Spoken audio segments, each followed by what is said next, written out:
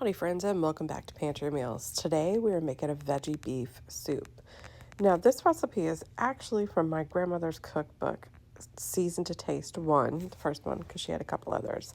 And I do not make it exactly the way that it calls for in the cookbook. Not that I do much different, I just cook differently than they did back then. The recipe is a lot more like a crock-pot recipe than the way I'm doing it now. In the recipe, you would have filled your bottom of your pan with 2 cups of broth, 2 cups of water, and 4 beef bouillon cubes. I immediately don't do that. I'm going to brown my meat because in the recipe they have you just put all the meat in there until you boil everything. It's not my jam. I have a pound of stew meat here that I've cut up into nice small bits. Put some oil in the bottom of my pan and I seasoned it lightly with some mixed up salt, pepper, and a little bit of Kinder's truffle steak seasoning. It's tasty. Now all I'm doing is browning because I want my mirepoix, which is onions, carrots, and celery, to saute a little bit in the leftover oil from the beef that I just seared, but also I want the beef bits in there. I think the major difference between mine and Mama's version is that there's a little more flavor, but again, it's a different style of cooking than the way that she did. It's still the same recipe. I'm taking some extra steps. Hers was a lot more like it being in a crock pot. I know that sounds crazy, but you would put everything in there and then you would just walk away from it for several hours and you would let it cook. This way is actually faster, even though there are more steps, but I can have the same rich taste in about an hour, whereas Mama's was several hours long. Once you have gotten your mirepoix into the medium zone, meaning that your onions are not fully translucent but are starting to get there, you need 2 cans of diced tomatoes. That's me smelling. I always try to smell if I haven't used something yet this season. And this is tomatoes from our garden this year. I love it. Pantry meals are supposed to be things that I have here at home. And I had a really good tomato harvest this year.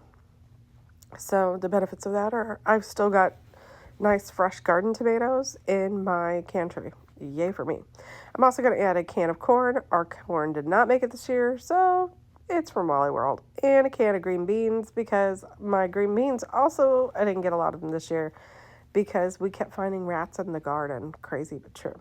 Then you're going to add about 4 or 5 medium-sized diced potatoes. If you have canned potatoes at home that are diced, this would be great. Even if you have canned potatoes and they're not diced, you could do this too. It's a good thing. Again, it's whatever you have on hand. Then we're going to re-add our seared meat in with juice and everything. I don't know why I'm struggling to get it out of the plate, but for some reason it's low-key not working for me. And then we're going to add our broth. Now, the recipe calls for beef broth. Now, at my house, venison and beef are often interchangeable.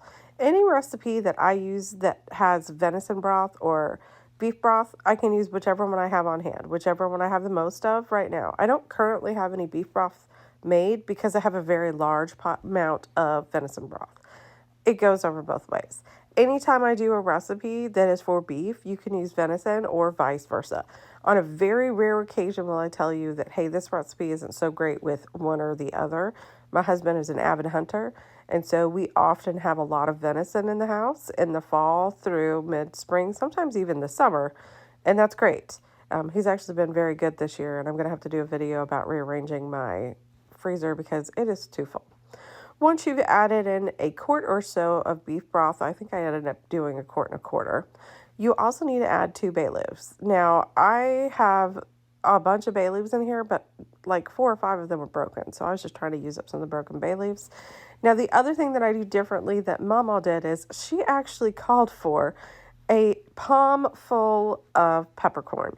There is nothing worse than eating your fantastic soup and biting into a peppercorn. It's really spicy. I could never figure out why she did that.